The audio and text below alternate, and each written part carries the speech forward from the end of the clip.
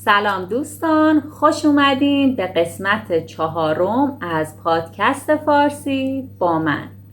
این قسمت میخوایم در مورد تفاوت فرهنگی و شباهتاش بین دو تا شهر نیشابور و تهران صحبت کنیم. مهمون این قسمت پادکستمون دوست خوبم ابی هست که متولد نیشابوره اما بزرگ شده تهرانه و در حال حاضرم ساکن تهران هستش. امروز میخواد در مورد شباهت‌ها و تفاوت‌های این دو شهر به ما بگه. سلام ابی، خوش اومدی به پادکست فارسی با من. سلام عسل، مرسی از دعوتت، در خدمتم. خب ابی، اول در مورد تفاوت‌ها و شباهت‌های کلی که بین نیشابور و تهران دیدی لطفا مختصر به همون بگو که چیا هستن. تفاوت بین این دو شهر خب قطعا مشخصه که تهران به خاطر اینکه پایتخت ایرانه، یه شهر بسیار بزرگ، بسیار پر جمعیت در مقایسه با نیشابوره. نیشابور یه شهر بسیار کوچیک نسبت به تهران و جمعیت خب به اندازه خودش جمعیت خوبی داره، ولی خب خیلی کمتره نسبت به ایران. آب و هوای تهران تقریبا خشک و گرمه. آب و هوای نیشابور خشک و سرد تقریبا. نیشابور یه شهر تقریبا کوهستانیه. این که میگم تقریبا خود نیشابور توی کوهپایه رشته کوه بینالود قرار داره، اما قبل و بعد نیشابور کویریه. این تقریبا به این دلیله. صبح و شب‌های بسیار سرد و خنکی داره حتی توی تابستون، ولی توی تابستون ظهرها خب گرمه. تهران نه، تهران کلا تو تابستونا خیلی گرمه و خب زمستونا هم سرمای خودشو داره. حالا اگه ریزتر سوالی داری من در خدمتم. مرسی از توضیحاتت. خب ابی، حالا که در مورد آب و هوا گفتی، نظر شخصی خودت چیه؟ تهران رو بیشتر میتونی تحمل کنی یا نیشابور رو؟ نیشابور به لحاظ سلامت، هم جسمی هم بحث روان، خب نسبت به تهران خیلی بهتره، خیلی بهتره. درسته. خب آب و هوای تمیز بدون آلودگی و حالا مواد غذایی ارگانیک سالم و مثلا آب چشمه که تو تهران اینا رو نداریم.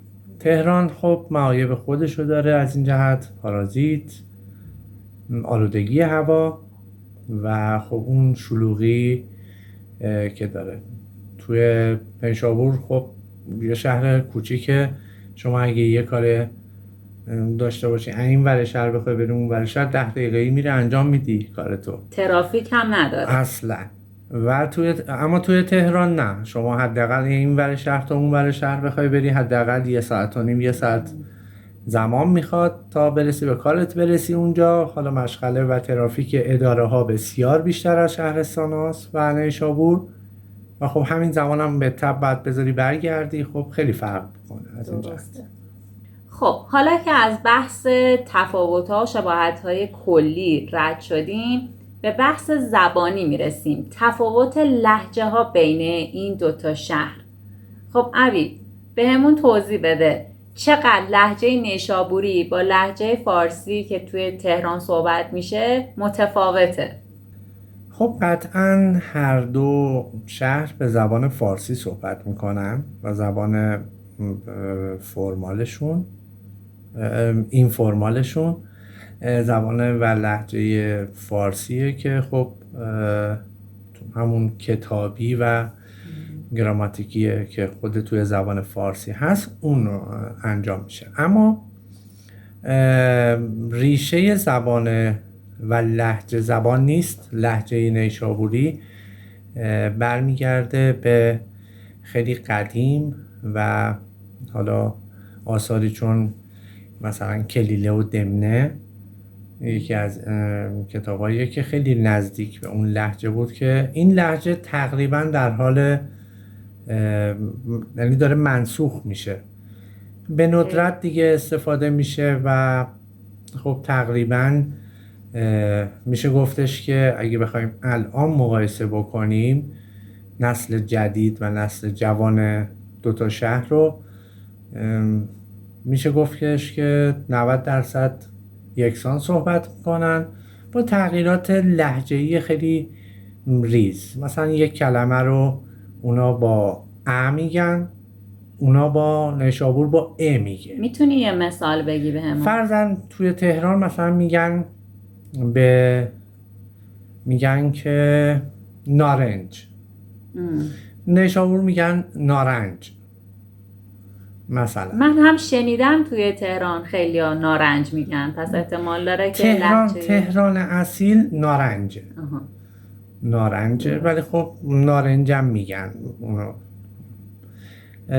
و میدونی خیلی ریزه، یه ا روی ر و یه ا روی ر. درسته. چیزی نیستش که هیچ فارسی زبانی متوجه نشه. فقط متوجه میشن که این مال یه لهجه است. اون فارسی استانداردی که توی تهران صحبت میشه نیست. لهجه یکی از شهرهای ایران هستش. البته این یه چیز قراردادیه که تهران برای خودش گذاشته که ما استاندارد داریم صحبت میکنیم. درسته. و خب واقعیتش اینه که قشنگ‌تره. واقعیت به نظر من خب قشنگ‌تره نسبت به شهرهای دیگه، ولی این که شما میگی درسته. اون استاندارد رو آره تهران درسته. اگه بخوام نسبت به اون استانداردی که تهران پایتخت داره صحبت میشه، بله اون تفاوت داره. آره بیشتر از اون جهت هم میگیم استاندارد که خب این زبان رو اگر بخوای به یک غیر فارسی زبان تدریس کنی با این لهجه تدریس میشه، با لهجه‌ای که توی پایتخت حالا یا تهران بیشتر عموماً صحبت میشه اون رو تدریس میکنن. مثلا نمیان فارسی که با لهجه اصفهانی هست یا شیرازی هست رو بخوان مثلا تدریس کنن. از اون جهت میگیم فارسی استاندارد، یعنی لهجه استاندارد. دقیقاً. اما خب من خودم به شخص مثلا لهجه شیرازی رو خیلی دوست دارم، یا لهجه اصفهانی خیلی بامزه میشه در بعضی موارد و بعضی جاها، خیلی بیشتر به آدم کیف میده که اون مدلی صحبت کنه و اون لهجه صحبت کنه. موافقم با. خب حالا بحث لهجه رو گفتیم، میخوایم که عبی به ما نشون بده این تفاوتو. خب لهجه فارسی که تو تهران صحبت میشه همینیه که الان توی ویدیوها و توی پادکست ها شما میشنوین.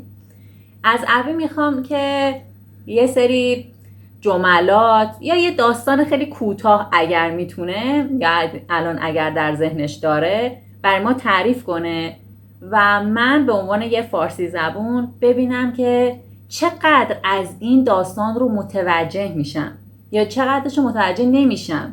خب عبی اگر میتونی یک کمی نیشابوری با ما صحبت کن، بعد ببین که من میتونم کامل متوجه بشم یا نه. اوکی باشه. فقط خب من سالهاست از اونجا بدورم، ولی چون خودم به زبان علاقه دارم سعی کردم اینا رو فراموش نکنم. خیلی عالی. من یه داستان خیلی کوتاه 3 جمله‌ای شاید بشه، چیزی تو ذهنم نیست میخوام بسازم.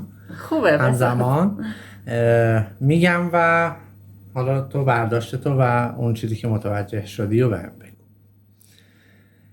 یک روز لو جو نشسته بیم، یک چوغکی داشت اومه خورد، یک یرگهی با پلخمو امه و چوغک را بزد.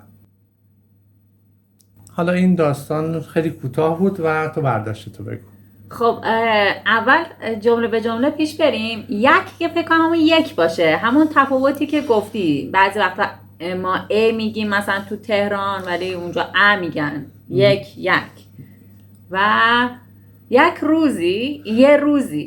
روزی لب جوب نشسته بودم، فکر کنم لب جوب یا جوی آب. دقیقاً. آره نشسته بودم، چون جوب توی فارسی به معنی اون آبراهایی هست که توی شهر درست میکنن که آب بارون و اینا از اونجا رد بشه و فکر نمیکنم لب اون نشسته باشه، لب یه نهر کوچیک، یه جوی آب نشسته بودم. اگر ممکنه جملات بعدیشو بگو، دونه بگو بهم. یک چوقه که اما داشت او میخورد. خب داشت او میخورد، به نظرم داشت آب میخورد، چون درسته. و خیلی جالبه تو زبان فرانسه به آب میگن او. حالا نمیتونم مثل خودشون تلفظ کنم، ولی اینو میدونم که این شباهت رو داشت با زبان فرانسه. داشت آب میخورد. چوغک یا نفهمیدم یه چی؟ یک چوغکی. خب احتمالاً اونجوری که باید حدس بزنم از داستان یه پرنده چیزی باید باشه. درست هستی؟ دقیقاً گنجش. خب پس یه روزی لب جوی آبی نشسته بودم، یه گنجشکی داشت آب میخورد.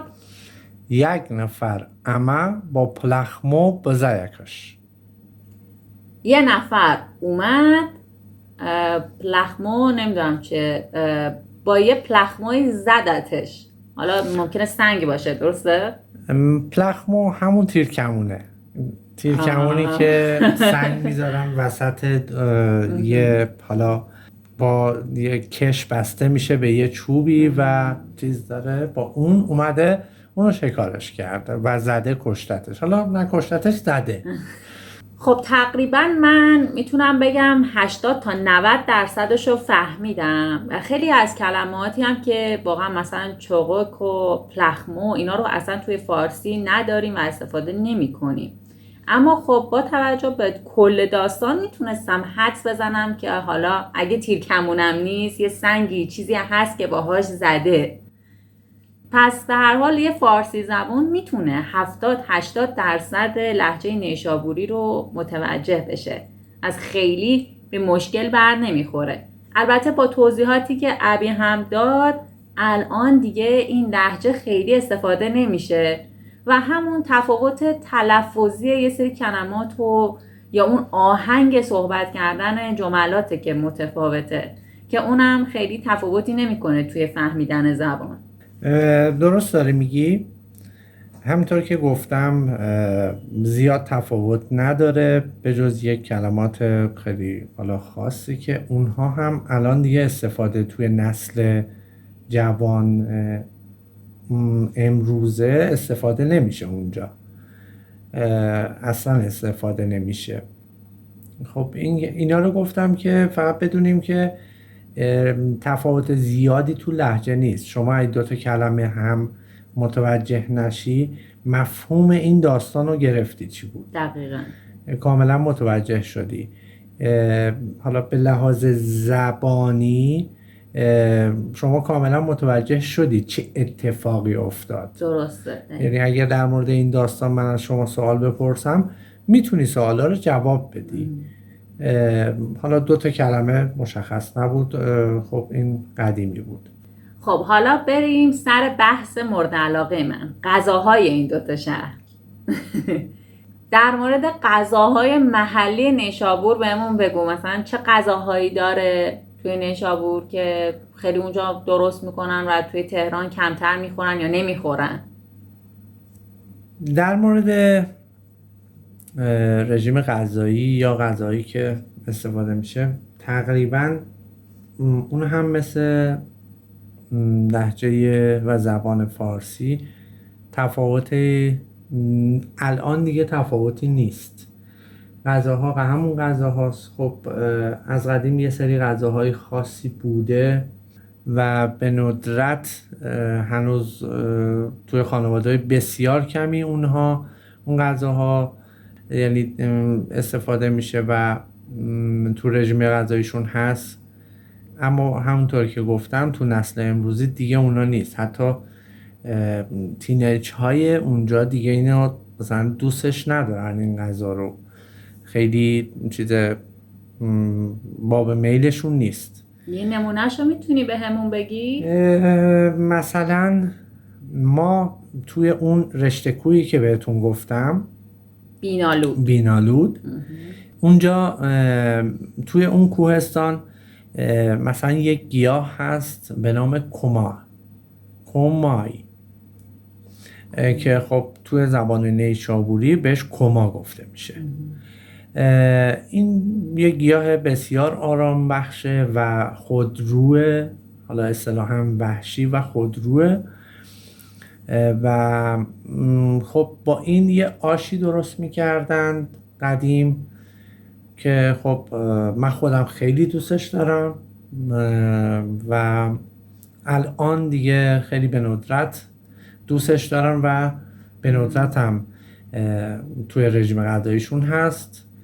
ولی خب این اون چیزیه که گفتی. مثلا یه مثال بزن اینه، خب مثلا یکی دوتا مدل اشکنه هست که خب اون هم تقریبا دیگه چیز نمیشه، نیست توی رژیم غذاییشون.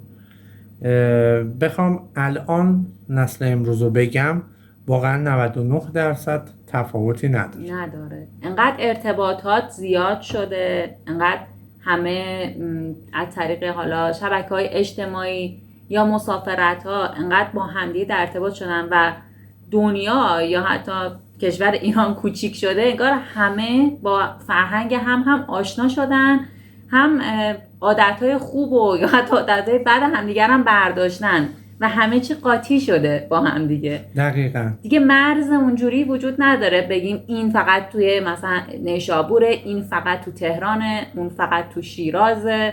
یه سری چیزای خیلی جزئی و تفاوت‌های کوچیکی هست. در مورد نحوه پختن غذاها چی؟ مثلا قرمه سبزی یکی از غذاهای محبوب کشور ایرانه، ولی مثلا جنوبی‌ها تند درست میکنن یا ترک‌ها رب بهش میزنن. بله. تهرانی‌ها نه تند درست میکنن نه رب میزنن. توی قرمه سبزی که مثال زدید، نه واقعا همونطوری که گفتم واقعا تفاوت با تهرانش تفاوتی نداره، نه رب میزنن و نه تند درست میکنن. ولی یه تفاوتی با تهران داره، اینکه من یه خصوصیت از نیشابور بگم. نیشابور به لحاظ بحث آب و هوا، خاک حاصلخیز و آب، به نظر من آبش یه آب متفاوتیه با آب تهران. محصولات کشاورزی بسیار عالی داره و تنوع گونه های گیاهی بسیار بالایی داره. دلیل این حرفم هم اینه که شما توی تهران 90% از عطاری ها رو ببینید همه نوشتن نیشابوری. تنوع بالا و به لحاظ کیفی گونه های گیاهی بسیار خوبی داره. این که گفتم قرمه سبزی شاید متفاوت باشه، اون سبزی که اونجا برداشت میشه و برای غذای قرمه سبزی هست قاعدتاً طعمش متفاوته، ولی اون تفاوت کیفیه از نظر من. اینکه توی اون دستور غذایی که هست نه، هیچ تفاوتی نداره، دقیقاً مشابه تهران درست میشه. خب پس اینم از غذاها. پیشنهادت چیه؟ چه چیزی ها خیلی خوب نیشابوری ها درست میکنن یا تو چه غذایی خیلی معروفن که اگر کسی سر میزنه میره به نیشابور حتما اون غذا رو امتحان کنه؟ کلا نیشابور بحث غذایی و حالا کیفیت غذاهایی که درست میکنن به نظر من بسیار خوبه. همونطور که گفتم به دلیل خاک حاصلخیز و آب گونه‌های گیاهی خیلی خوبی دارن و به لحاظ کیفی و کمی. به طبع اون غذای حیواناتی مثل گوسفند و گاوه که وقتی خب علوفه خیلی خوبی میخورن طعم گوشت بسیار خوبتری دارن نسبت به جاهای دیگه.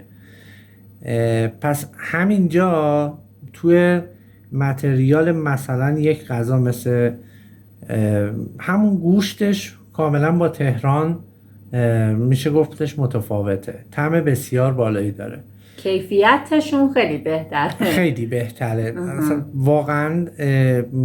وقتی گوشتی اون دوتا گوشت رو میذاری کنار هم و مقایسه میکنی و میل میکنی، میبینی که خب اون خیلی بیشتر بهت میچسبه و لذت میبری از خوردنش.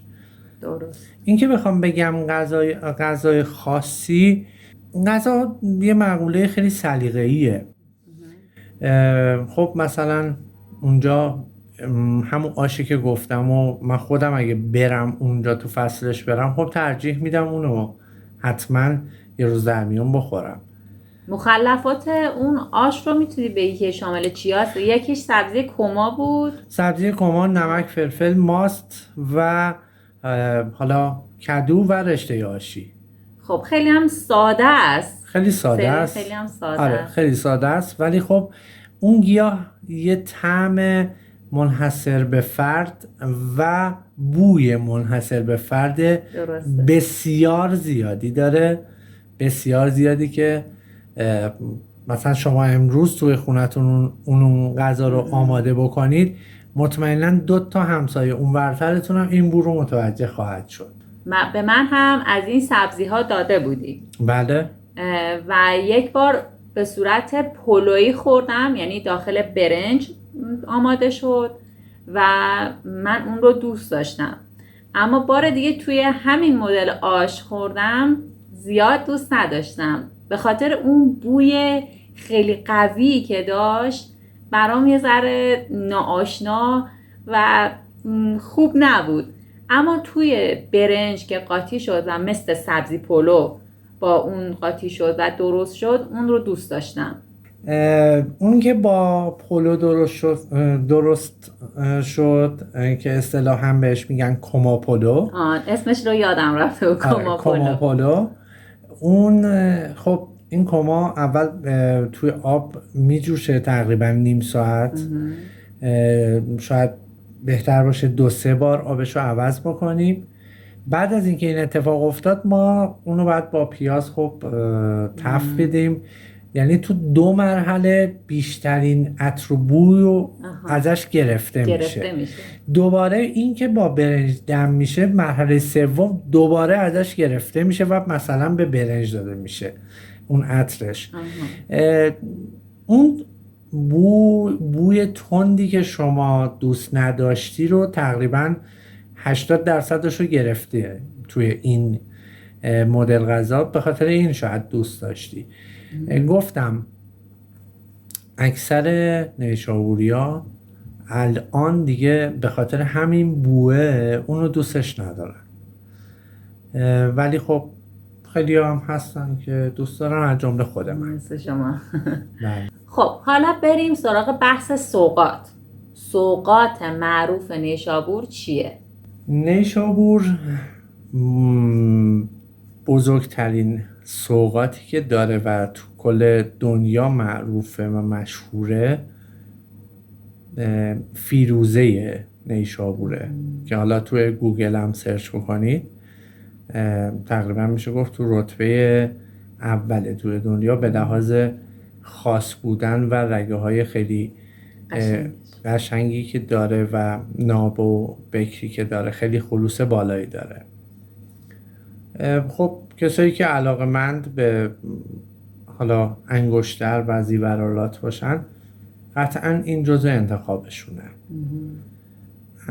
اما مواد حالا غذایی بخوایم بگیم، خب همونطور که گفتم توی اون کوهستان که کما هست، اونجا ریواس های بسیار خوبی داره که اون هم به جرئت میتونم بگم کمتر جایی توی ایران دیدم که با اون کیفیت و حالا اندازه‌ای که داره جای دیگه داشته باشه. از اون ریواس یه شربتی میگیرن که خب اسمش همون شربت ریواسه که بسیار بسیار خوش‌طعمه و خب خیلی خاصه و دوستش دارن. این یکی دیگه از سوغاتی نیشابوره و خب میشه گفتش که تو مقوله مثلا شکرپنیر، یا حالا یه ذره ساده ترش بکنیم برای دوستان، آب نبات، نقل. آره نقل. شاید دوستانی که الان دارن ویدیو رو میبینن درکی از این موضوع نداشته باشن، میخوام بگیم که یه چیز خیلی نزدیک به قند هست ولی با بافت بسیار نرمتر. اصطلاحاً حالا تو تهران بهش میگن شکرپنیر و حالا همون یا یه چیزی که شکلش عوض میشه نقل و اونجا هم خودشون بهش میگن آب نبات. تو نیشابور بهش میگن آب نبات. آب نبات. تو طعمای مختلف، عطرای مختلف، اصلا حتی از بهار نارنج بگیر تا پسته‌ای و فندقی و هل، زرش، تمشک، پرتغالی، زعفرونی و ساده هم هست. بله، خیلی تنوعش بسیار بسیار بالاست و خب اینا در زمره سوغاتی‌های اونجاست. خب سوغاتی‌های دیگه‌ای هم هست که حالا فکر می‌کنم از صحبت و حوصله این بحث خارج باشه، بعد اگر دوباره خواستیم در موردش صحبت کنیم در خدمت. در مورد خصوصیات نیشابوریا کمی به همون بگو، اینکه به چه خصوصیتی معروفن، حالا خوب بد، چطور آدمایی هن کلن.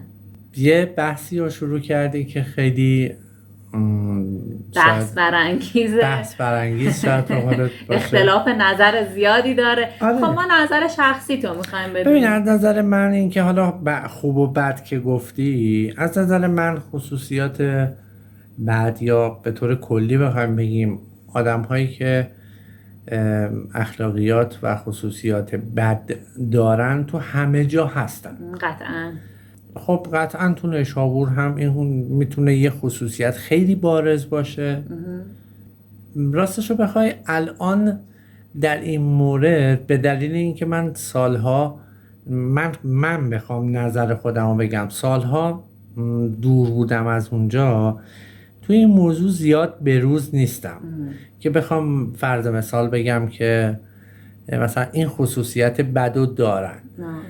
واقعا به روز نیستم که بخوام این موضوع رو بگم. به طور کلی این حرف من نیست و از اطرافیان شنیدم اینکه تقریبا میانگین نظرهای مثبتی که در مورد آدمای اونجا هست بیشتر از منفیه. مثلا چیزی که من خودم خیلی شنیدم در موردش و واقعا هم قبول دارم اینه که نیشابوریا به فرهیخته بودن معروفن. یعنی افرادی هستن که دنبال علم و ادب و فرهنگ هستن. آدمای خیلی سرشناس و معروفی هم از جمله خیام، عطار، اینا هم مال نیشابور بودن. درسته؟ قبول داری این رو؟ میشه گفتش که آره، موافقم باهات. آره، یه تابلو هست زمانی که وارد شهر نیشابور میشی. من رو تابلو رو میخونم فقط، بله دوستان و شما. میگه به شهر قلمدان‌های مرصع خوش آمدید. چه قشنگ. حالا من ترجمه هم برای دوستان بکنم. قلمدان‌ها قدیم وسیله نوشتاری قلم بود که جایی بودش که میشد از مرکب استفاده کرد که میگفتن که اون قلمدان هاشون مرصع بوده. مرصع حالا یک معنیشو من میگم به عبارتی قلمدان های طلایی بوده، یعنی نسخه های ادبیات که نوشتاری که از قدیم بوده توسط قلم‌هایی نوشته می‌شده که نتیجهش یه کار بسیار خاص و اصطلاحاً طلایی و ناب می شده. از جمله رباعیات خیام. بله. و خب عطار نیشابوری رو داریم و حالا بزرگان دیگه‌ای هم به لحاظ بحث معنوی اونجا هستند. موسیقیدانای بسیار بسیار مطرحی بودن. از این جهت خب بله شهر بسیار ادبی بوده، بسیار به لحاظ علم بسیار بالا بوده. خب توی یک دوره‌ای هم پایتخت بود اونجا و قدمت خب شهر بسیار بالاست، خیلی قدیمیه. از این جهت خب بله شهر آدم‌هاش تقریبا میشه گفتش که آدم‌های فرهیخته‌ای هستن، اهل ادب، ادبیات، فرهنگ و علم و حالا مطالعه هستن. خب به طبع کسایی که توی این هیته قرار میگیرن خب از خیلی از اتفاقاتی که حالا ما اسمشو میذاریم رفتارهای زشت و بد به طبع در شأن خودشون نمیدونن و دور میشن.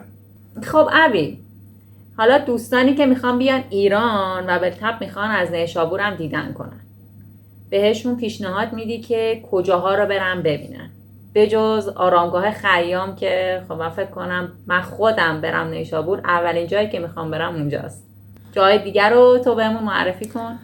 اگر شما نیشابور رو توی گوگل سرچ بکنید، ویکی‌پدیاشو بیارید، تمام این جاهایی که میشه گفت جایی که قابلیت اینه داره که آدم وقت بذاره، جاذبه های خاصی داره برای دوستان و برای شما میاره.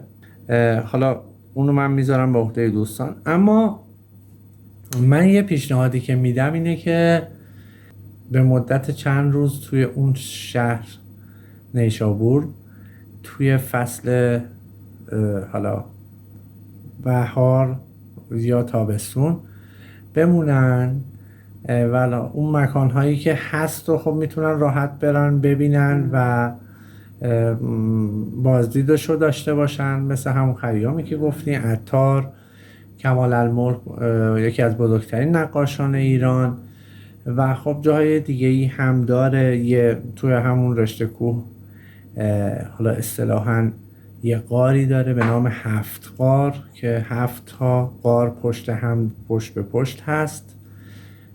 جاهای زیادی داره، جای تفریحی خیلی منظرهای بسیار خوبی داره.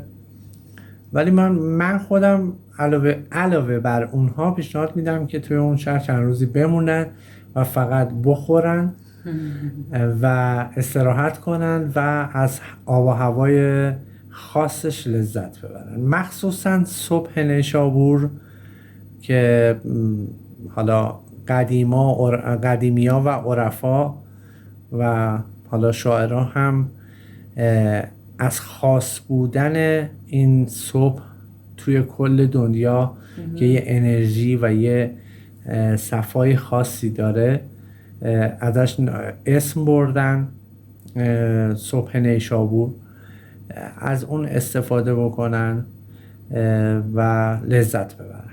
صبح نیشابور توی یکی از آهنگ‌های حجت اشرفزاده هم گفته آه از نفس تو و صبح نیشابور، آه از نفس پاک تو و صبح نیشابور.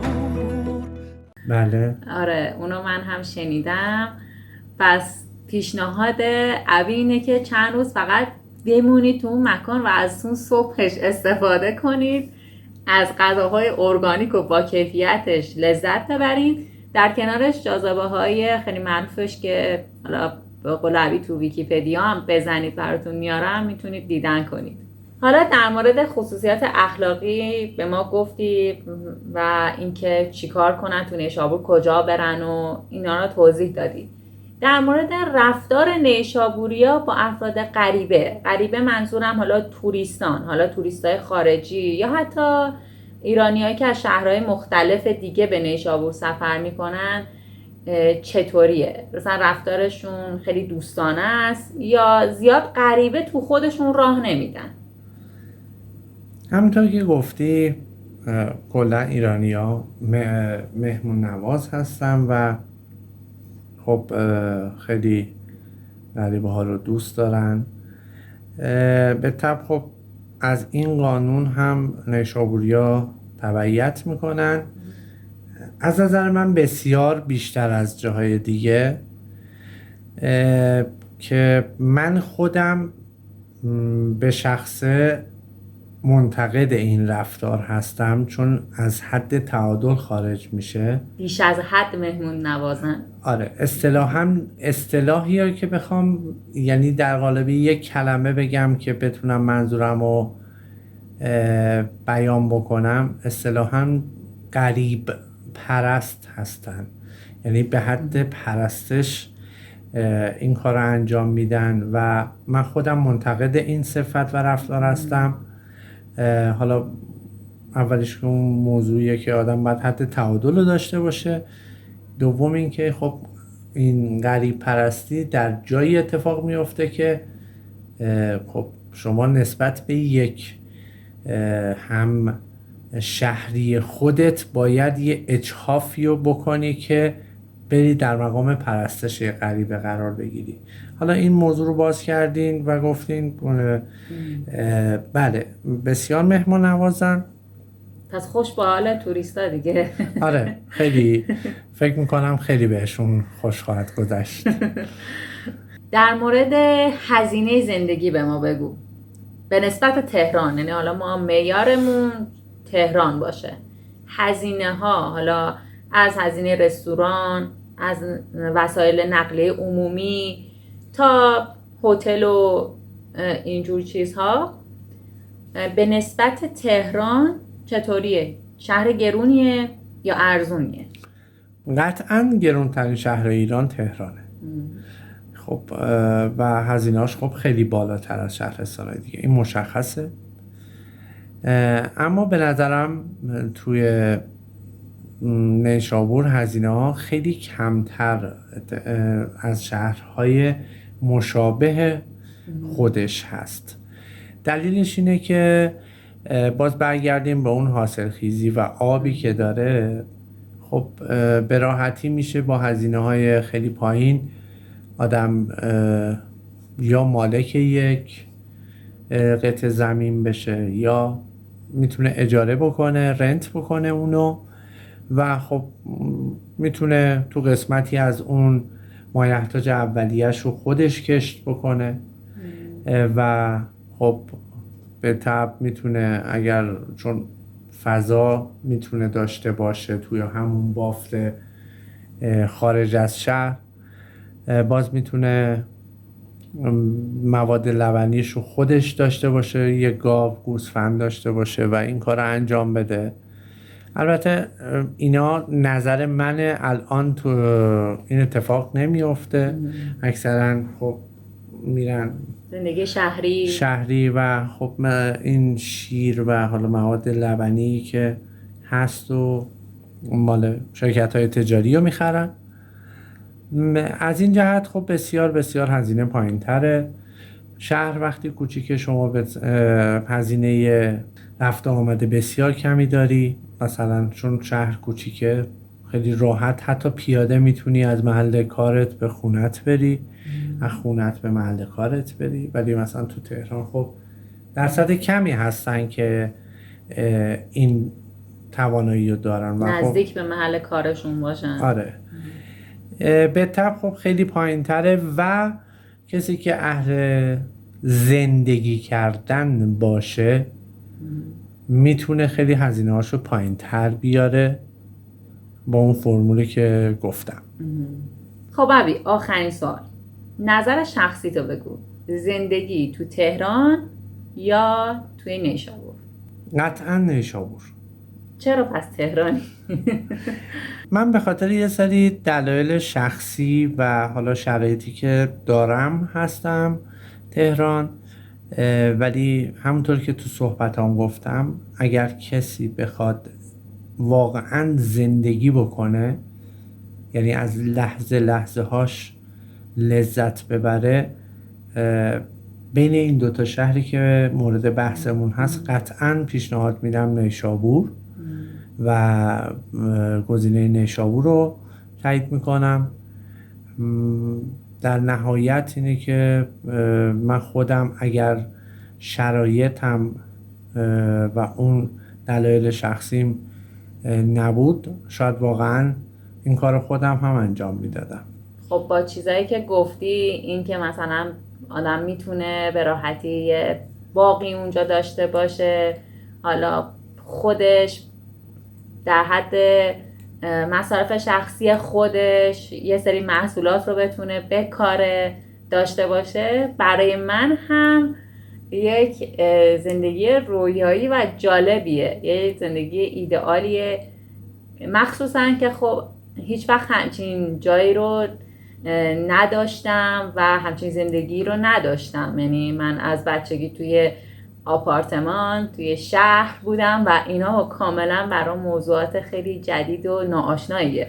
وقتی که اینا رو میگی، خب آره من هم دوست دارم که همچین زندگی تمیز و پاک و باصفایی رو تجربه کنم، مخصوصا که کلا طبیعت و حیوانات هم خیلی دوست دارم. به خاطر همین منم احساس میکنم بین این دوتا اگه گزینه داشته باشم، خب نیشابور خیلی خیلی امتیازات بیشتری داره. پس حالا که ترغیب شدی برای آخرین حرفای من، بذار یه ذره بیشتر تحریکت بکنم.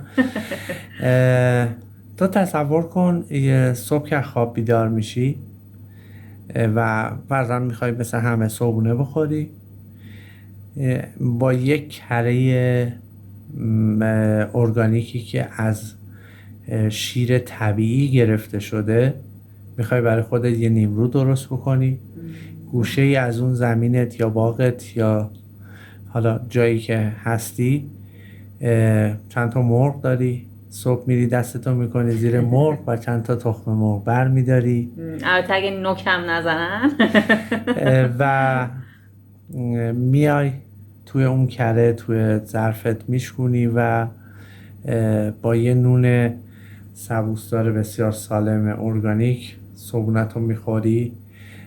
این چیزیه که ما تو تهران نداریم و من خب بسیار بسیار اینو دوستش دارم، عاشقشم و خیلی با این مقوله های این چنینی حال میکنم، لذت میبرم. گفتم این رو هم بگم که بیشتر ترغیب بشی. آره واقعا خیلی تصورش هم قشنگه. خب اگر صحبت پایانی داری که فکر میکنی موضوع یا نکته‌ای مونده که جا مونده و دوست داری به دوستان بگی بگو، اگر نه که پادکست این قسمت رو هم تمومش کنیم. من صحبت خاصی ندارم. اگر روزی اومدند و نیشابور و خواستن حالا برای هر مدتی اونجا بمونن، حتما پیشنهاد میدم که بیشتر روی از طبیعتش لذت ببرن و حالا مواد غذایی که حالا اصطلاحاً ارگانیک و سالم و با طعم بسیار خاصی که داره، علاوه بر اون جاهایی که دیدنی که داره.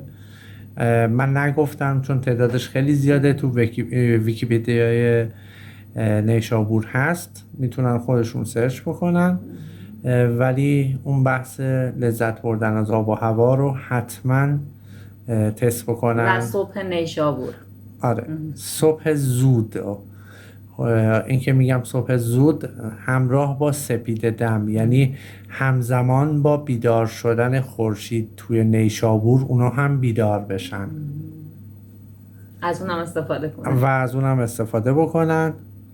اینها چیزاییه که میگی من خودم با اینکه توی ایران به دنیا اومدم بزرگ شدم هنوز تجربه نکردم. یعنی من خودم هم باید برم چنین حسایی رو تجربه کنم و امیدوارم که اگر دوست داری و برنامه سفر به ایران رو دارید، این پادکست بهتون کمک کنه و بهتر بتونید ایران گردی کنید، از نقاط مختلف ایران دیدن کنید و لذت ببرید.